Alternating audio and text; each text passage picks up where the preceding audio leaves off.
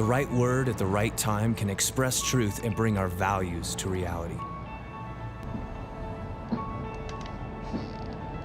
Enter Confluence, the flowing together of two or more entities to become one.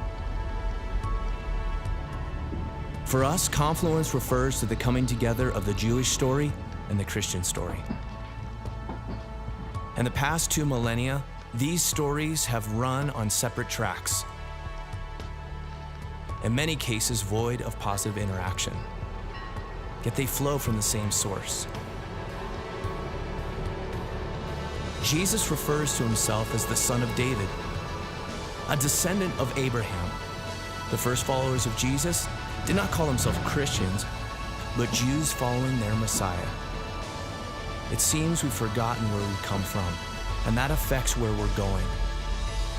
But when we look at the person, life, and ministry of Jesus, we see something both new and ancient, the King of the Jews and the hope of the nations. Confluence, one seamless story.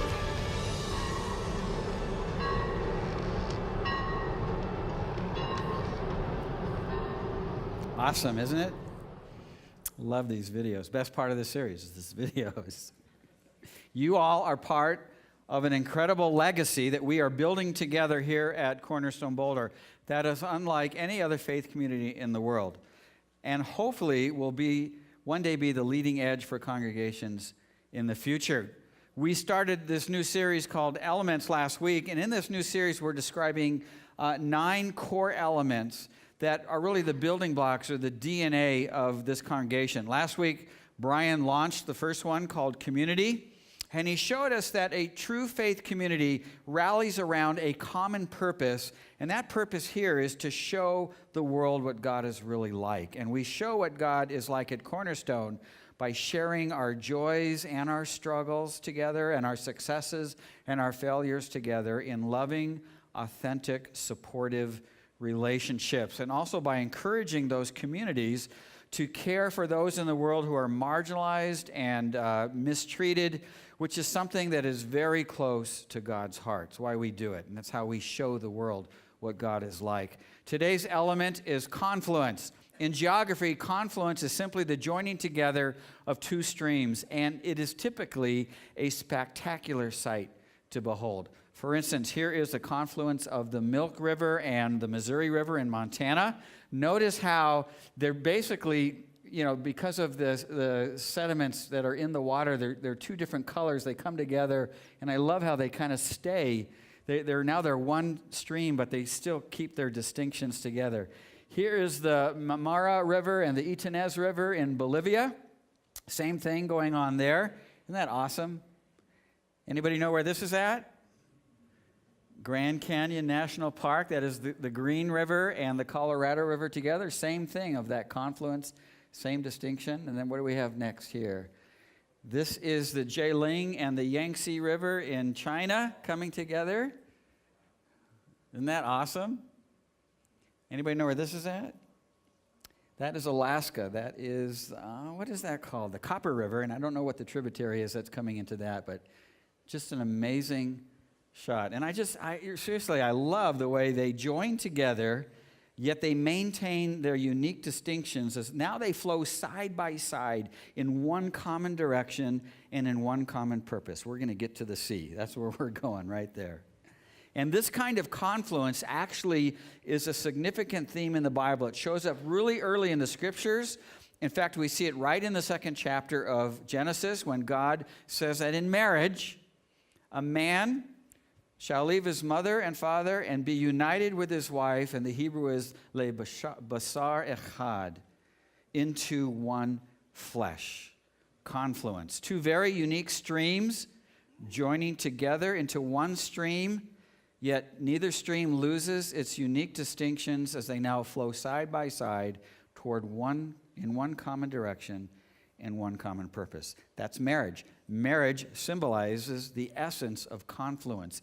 And today I want to describe a few ways that the element of confluence unites together the Jewish stream and the Christian stream here at Cornerstone. And I first want to talk about how Cornerstone sees scriptures Scripture and all of history as one confluence story. In Romans chapter 11, verse 17 through 18, Rabbi Saul, the Apostle Paul, is addressing the non-Jewish followers of Jesus, and this is what he says to them. This is a church that was planted in Rome. And I added some info in yellow there to help you understand who are the players that he's speaking to. And he says in verse 17, if some of the branches, meaning the Jews, have been broken off, and you, the non-Jews, though a wild olive shoot, if you're a non-Jew, you're a wild olive shoot. I love that. Have been grafted in among the others, meaning the Jews, and now share in the nourishing sap from the olive root, meaning the Jewish roots, do not consider yourself, that is, the non-Jews, to be superior to those other branches, meaning the Jews. If you do, consider this, you, meaning the non-Jews, do not support the Jewish root, but the root supports you.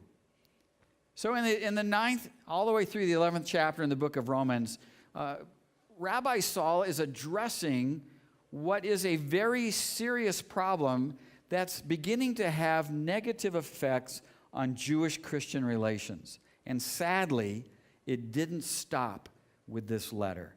Christianity, Christians, which is simply the Greek form of saying Messiah followers. That's what the word Christian means. It means to follow Jesus or follow the Messiah. Started off as an all-Jewish movement, intimately connected, and those early followers were intimately connected to their Jewish roots. And of course, you know, Yeshua, Jesus was Jewish, and so were almost all of his early followers, and they stayed that way, or it stayed that way for close to 5 decades. And these Jewish followers of Jesus, you know, they weren't trying to start a new religion, right or wrong, no matter what you think about them. They were simply Jews who believed that the Messiah had arrived on the scene. Other Jews back then, the Jews who didn't believe in Jesus, initially considered them to be a Jewish sect, or using the olive tree analogy, a branch of Judaism, just as there were many sects or many branches of Judaism throughout history. And this new Jewish sect called themselves the Way. Probably in reference to when Jesus, in John chapter 14, said, I am the way and the truth and the life. And so if you were to bump into one of these Jewish followers back then, let's say Peter, you bumped into Peter, and you were to ask Peter, what religion are you? Peter would answer back, I'm Jewish. And then you might say, yeah, but what's your group called? He would say, the Way. And you might say, no way. And he would say, yes way. This is where Bill and Ted got this idea from. Yahweh, I like that. Who said that? Raise your hand. Who said that? Yeah, bonus points for that. Yahweh. But you know, it was God's plan never to keep this an exclusively Jewish movement. It was never his plan. And you know, the Bible typically breaks down all the people groups of the world into 2 groups. One is Jews, and the other are non-Jews. And the Hebrew word to describe a non-Jew is the word goy, which is singular, or goyim, the nations, mostly translated as Gentiles in your Bibles, but sometimes in its literal form, meaning the nations or the people groups of the world. And about 50 years into this fledgling movement called the Way, God's Spirit began to fall on the goyim. And for the first time, you have Jews and you have non-Jews worshiping the God of Abraham, Isaac, and Jacob side by side without, and this is the caveat, without the non-Jews having to convert to Judaism, be circumcised, or keep Torah, something the Jewish followers of Yeshua continued to do throughout their lifetime. But as these wild olive branches began to take root into the olive tree, bitterness towards the Jewish people also began to take root in their hearts because they resented that there were so many Jews that rejected Jesus as their Messiah. And this new bitter root sprouted an anti-Jewish belief that because the Jewish people rejected Jesus, God now rejects the Jewish people. which eventually grew into God despises the Jewish people. And that turned into centuries of Jewish persecution by many Christians throughout history, which included the senseless slaughter of countless Jews, all in the name of Jesus, if you could imagine. So in Romans 9 through 11, Rabbi Saul is addressing this new anti-Jewish belief to a church that was planted in Rome, and it's still in its very early, this belief is still in its very early stages.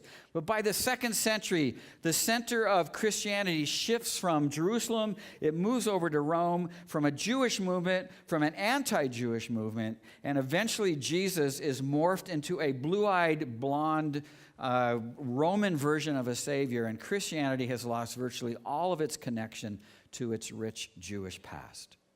Today, most Jews, and even many Christians in the world today, see very little, if any, connection between Judaism and Christianity, and that's not surprising because they haven't looked anything like each other ever since Christianity drifted away from its Jewish roots. But here at Cornerstone, we don't see the Jewish story and the Christian story as two separate stories. We see it as one seamless, confluent story from the opening scenes of Genesis 1 in the beginning to the final scene in Revelation 22 with a new heaven and a new earth called New Jerusalem. And confluence is how we reconcile these two streams back together again so that our faith is rooted back to its proper Jewish context. When you become untethered from any correct context or root, you risk drifting off towards dangerous beliefs and practices, and that is exactly what has happened in our 2,000-year-old history. Here at Cornerstone, we're committed to getting back and staying on the right track, and one of the ways we do this is by presenting a confluent story. One seamless, confluent story from Genesis to Revelation, all connected together by its Jewish roots. Got it? With me? All right. Another way we do this is by offering what we call confluent teaching. Confluent teaching simply means that whenever we teach, we always put on our Jewish glasses to make sure that we understand each passage in its proper Jewish context. All the writers of the Old and New Testament were Jewish, so it makes perfect sense that we would expect them to write from a Jewish perspective, not a Roman perspective, which really has dominated our understanding of the Scriptures for centuries. But when you put on your Jewish glasses, you understand Scripture in its proper Jewish perspective, which adds a depth of meaning and inspiration that you wouldn't have otherwise. For instance, let me give you just a few examples. Matthew, Mark, and Luke all tell a story about a woman who suffered with chronic menstrual bleeding for over 12 years. It's a serious, life-threatening problem, zaps all your energy out of you. No medical doctor up until this point has been able to help her. And so she sees Jesus off in a distance in a crowd, and she pushes through, touching his garment, and is immediately healed. Every translator throughout the ages has translated this as she touched his cloak, or she touched his garment, or she touched the fringes of his garment. But the Greek word in this passage literally describes her grasping a tassel, a string, hanging from Jesus' garment. And so when you put your Jewish glasses on, you know that it's referring to what we Jews call tzitzit, a commandment within the Torah for Jewish men to wear on the four corners of their garment a blue and white tassel that would hang down. Maybe you've seen some Orthodox Jews, even some conservative Jews wearing these throughout town, or you've been to Jerusalem and you've seen this before. It basically is saying, I follow the God of Abraham, Isaac, and Jacob. That's why God had it. This is your identity. This is who I am. I'm Jewish. And I follow God, the one and only God. And so, why is this important to know?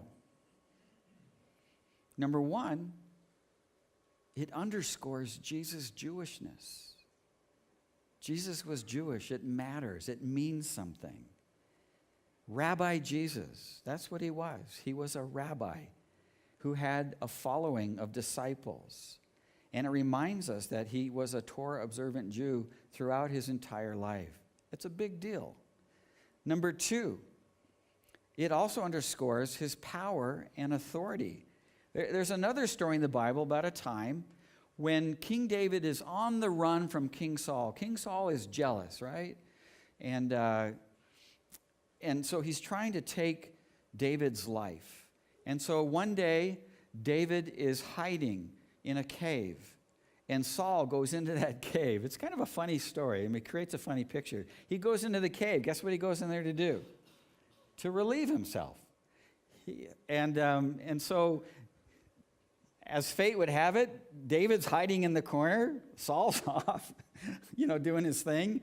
And David goes over to Saul discreetly without him knowing. And the passages say he cuts off the corner of Saul's garment. And at first glance, you would look at this and you would think that this is, David's just simply pranking Saul, right? And it's just a humorous, awkward moment. But if you put your Jewish glasses on, you understand that there were some Jewish leaders that were anointed as leaders by God, and they wore special tzitzit. And those tzitzit authenticated their power and authority as one of God's anointed leaders. And in discreetly cutting off one of Saul's tzitzit, David is making a powerful declaration that Saul's power and authority is soon to be taken away and given to David. David's already been anointed king. It's just going to take about 15 years before God actually puts that into effect. Now, in the same way, this woman who had this chronic bleeding knew that Jesus was God's anointed one and that he came with special power and authority to heal. And so in a moment of bold confidence, not in fearful desperation, she reaches out and she grabs one of his tzitzit and is instantly healed, just like this in this picture here. That's what it would have looked like right there. So she's not just hanging on to his jacket or his cloak and just kind of being dragged, heal me, heal me, heal me.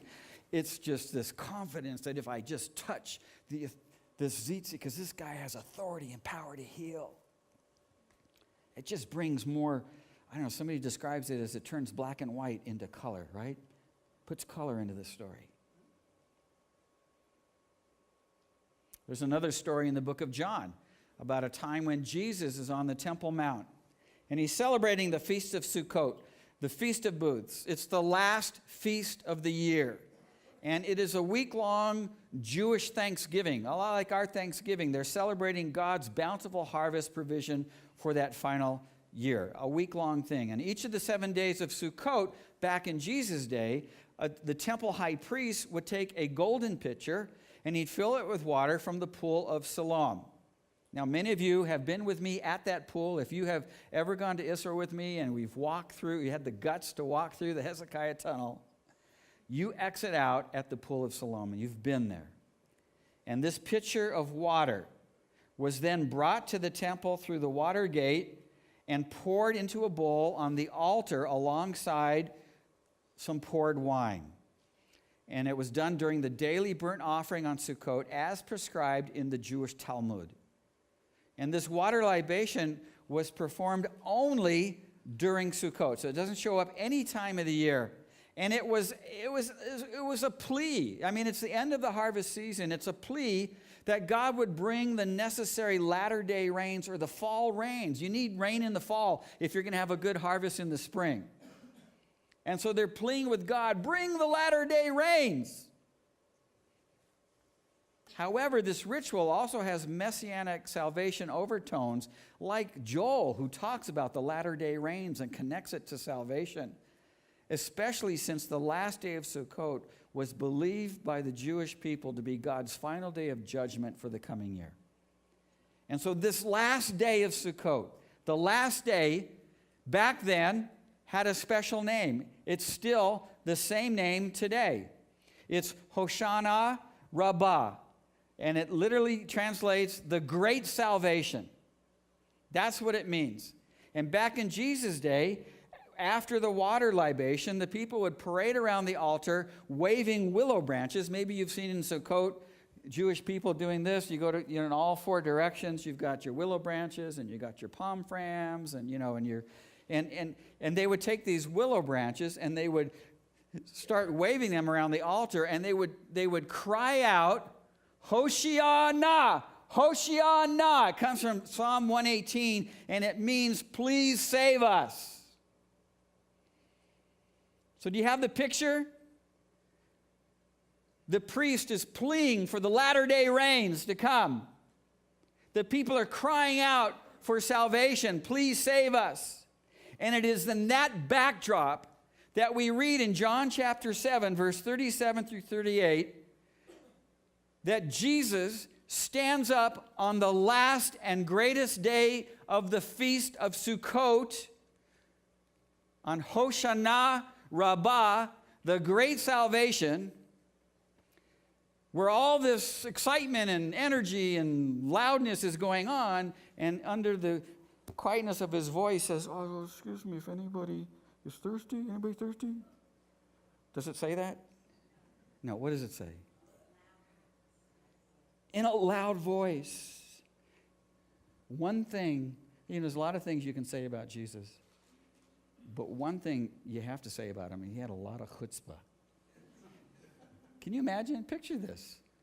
It's a pretty intense moment. And we Jewish people, we're serious about our festivals. And all of a sudden, this Meshugana Jew says, hey, if anybody's thirsty, believe in me, and streams of living water will flow. Wow. Now, does that not bring color to a passage you've probably read a million times? It wasn't just some random thing going on that Jesus just had this wild idea. Maybe I'll talk about water and salvation. There's three chapters later, we discover in John chapter 10, verse 22 and 23, that Jesus is once again on the Temple Mount during something called the Feast of Dedication, a celebration that takes place during the winter. What is this feast? Well, again, you have to put on your Jewish lenses. For some reason, the translators decided not to call it what it really is called. You can dig into why that might be, but listen to this. The Hebrew word for dedication, which is also the same word for consecration, is pronounced in Hebrew, Chanukah. Chanukah. So guess what this feast is? Yeah, Jesus lights the menorah. So do James Caan, Kirk Douglas, and the late Dinah Shore, as Adam Sandler sings in his song. The word for light in Hebrew is menorah, menorah.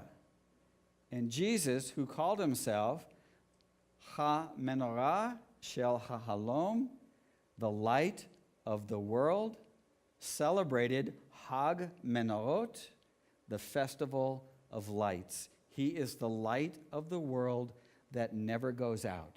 Doesn't Hanukkah celebrate the oil that kept lit because that menorah had to stay lit 24 hours a day? See the connection between this? If you don't make that connection, it's like, who cares about Hanukkah? Well, unless you like 8 days of presents, which isn't bad. Context is everything. And without context, if you lose your context, if you only have the second half of the story, it's easy to get way off track and miss the deeper meaning and inspiration of a passage. And here at Cornerstone, we always offer what we call confluent teaching. We also have what we call confluent relationships. Listen to this from Ephesians chapter 2, verse 14 and 16. It says, Jesus himself is our peace. I love that. Just that alone. Let's just soak that in. Jesus, Yeshua.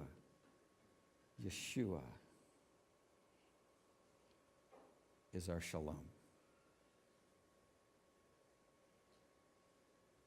Who has made the two groups? What two groups? Jews, non-Jews. What did he make them? He made them one. Confluence. Jews and Gentiles. Confluence, one stream. And he destroyed the barrier, the dividing wall of his hostility by setting aside in his flesh the Torah with its commandments and regulations. In other words, his flesh on the cross destroyed the consequences of sin. His purpose was to create in himself, here it is again, one new man, one new mankind, one new people out of the two. Is that just confluence right there? Thus making peace, and in one body to reconcile both of them to God through the cross, by which he put to death their hostility. And Paul's describing here the peace that Jesus makes between Jews and Gentiles by breaking down what he calls the dividing wall of hostility that separated them. It's no secret that hostility existed between these two people groups back then. Jews back then wrongly believed that associating with a Gentile would make them unclean. This is the whole thing with Peter in Acts chapter 10, where God says, go to Cornelius' house. Oi, he's a Gentile. Why would I go into a Gentile's house? That's going to make me unclean. And he gives him this vision of the sheet, and he says, look, nothing's unclean that I make clean. And so often Jews treated Gentiles like lepers. They did their best to avoid them at all costs. Both groups had cultural practices and that created a hostility between them as well. And it seemed like no one could bridge the divide. No one, that is, except God, right? And this dividing wall that Paul mentions in this passage alludes to a wall on the Temple Mount back then that separated what was called the court of Gentiles, a place where Gentiles could go. They couldn't go any further from the rest of the temple that could only be accessed by Jews and Jews alone. In fact, the Jewish historian Josephus wrote that on this wall, in the court of Gentiles, hung an inscription that said, "No foreigner may enter within the barricade that surrounds the sanctuary and enclosure. Anyone who is caught doing so will have himself to blame for his ensuing death." That's a divide right there. That is a wall of hostility. But through Jesus' death and resurrection, he destroyed the barriers that had separated Jews and Gentiles, making peace between both groups, and he did this by reconciling them both to God through faith. Faith in the atoning work that he did on the cross. Those who believed in him would now be made into one new man. Confluence. The joining together of two streams, both maintaining their unique distinctions, yet now flowing side by side together in a common direction and common purpose. It's a brilliant strategy on God's part. And it was actually working for a while. About the first 200 years of Christianity's history, Jews and non-Jews were living side by side. Jews were still Jews. Gentiles were still Gentiles. What brought them together? The Jewish roots. Here at Cornerstone, we have lots of Jews and lots of non-Jews, and we worship side by side. And it's a beautiful sight to behold, just like it's a beautiful sight to see those rivers coming together. We don't ask and we don't want our Jews to stop being Jewish, and we don't ask and we don't want our non-Jews to start being Jewish. What we do want is to heal 2,000 years of hostility by first validating that we got off track and then ensuring that we will never get off track again. And to do this, one of the ways that we do this is that we have one certified Gentile named Pastor Brian Carlucci and one certified Jew named Rabbi Gene Binder up here teaching on a weekly basis. And Brian, by the way, does such a great job. He has personally invested himself, you have no idea how many hours, to be able to put on his own Jewish lenses. And when he teaches you here on Sunday morning, you get taught from a Jewish perspective, from a Gentile boy, nice Italian boy, Carlucci, you know? And then leading the charge also is a mixed congregation here of both Jews and Gentiles, all united together. We're all united together by our faith in Yeshua, the reconciler, the one who broke down the dividing walls. Is that awesome or what? I don't know. Jewish roots of the faith. It's beautiful. One last point I want to mention is our Confluent calendar. I think this is the best part, by the way. It's all good, but this is the best part. All the things that go on here, you know, where we're together, Jews and non-Jews together, a lot of that is kind of more stealth, and it's behind the scenes, and it's not really emphasized all that much. We just do it. We just hang together. We love each other. But where it really shows is in our calendar. A few years back, we decided to celebrate and observe and respect both Jewish and Christian traditions. You don't see that in very many churches, if any, today. You have some churches that will celebrate actually the Jewish feast, but they won't have anything to do with Christmas or Easter. And then on the other end of the spectrum, you have some that will only celebrate the Christian feast. They won't have anything to do with any of the Jewish stuff. And so here we pull them together, and it begins for us in the spring when Purim shows up. Purim is basically a celebration observing the story of the book of Esther, of how God saved the Jewish people from persecution, from evil. Here we go. You guys have the cue. From evil Haman. That was not very good. From evil Haman. But then Mordecai came, and Queen Esther. All right, okay, you got it. That just shows that you've been to one of our Purim parties. It's wild. It's called a Megillah. We reenact the story. The kids reenact the story. We have dinner together. This place is bumping with about 200 or 300 people, strobe lights and music and line dancing. And if you've never been, put it on your calendar. Purim. And then just a couple weeks ago, we had over 30 groups or so, several hundred people in homes all over Boulder County, and even one here at Cornerstone, celebrating Passover Seders. Raise your hand if you were part of a Passover Seder. Awesome. And it's amazing. And it's so heartwarming for me because I talk to so many of you, and some of your kids, it's becoming normalized. You actually look forward to it. It's like, this is one of the best things of the year to do this. And we do it to connect the dots, to show that Passover, it's just not a coincidence that Jesus died on Passover. God wastes nothing, and he doesn't waste it there. And then on that Friday, we did Stations of the Cross, and we reenact the path that Jesus took to the cross. And that is just absolutely amazing. If you've never been to that, it is so well done. It is so inspiring, particularly as it is just only 3 days away from celebrating the resurrection. And of course, we do Easter, and then in the fall, we'll do Yom Kippur, the most highest of holidays for Jews, and then we'll do Sukkot, which is another party for us. It's like a mirror of Purim, only Sukkot is that celebration of the harvest.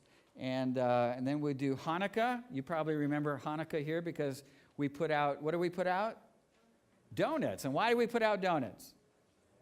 Oil, yeah. Everything greasy is allowed on Hanukkah because it celebrates the oil that stayed lit for the 8 days until they were able to make some more. So we put out nice greasy jelly donuts, and it's awesome. And then, of course, we do Christmas as well.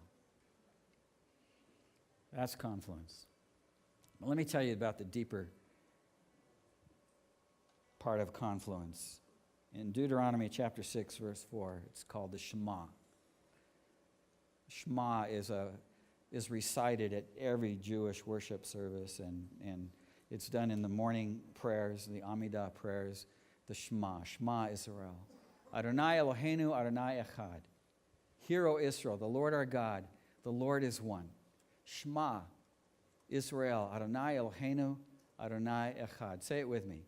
Shema Israel, Adonai Eloheinu, Adonai Echad. And in English, hear, O Israel, the Lord our God, the Lord is one. And that is really it's the essence of Judaism. There is one God. There's not two gods, there's not three gods, and there's not 100 gods.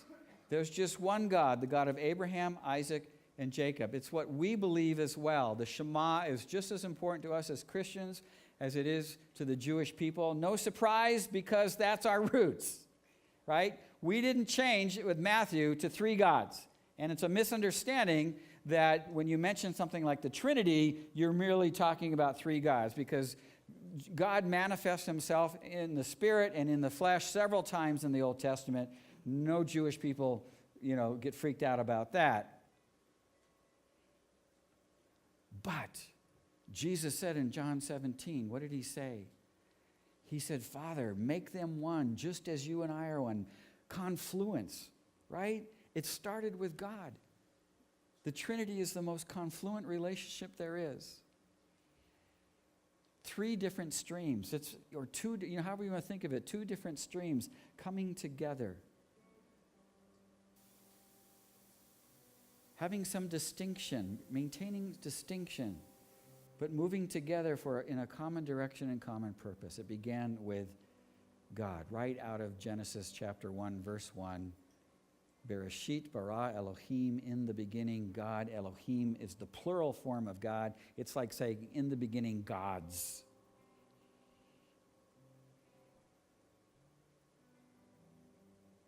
Talking about his triune nature.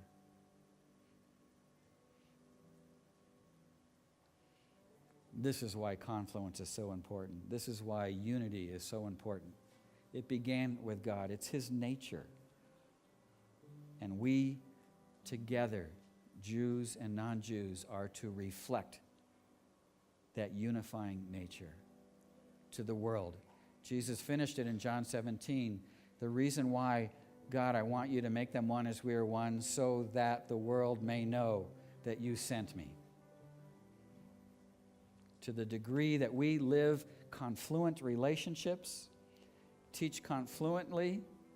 I love all these little, adjectives and nouns and turning that into. And tell a confluent story. The world is going to recognize that Jesus is part of this. So let's stand up. Let's sing.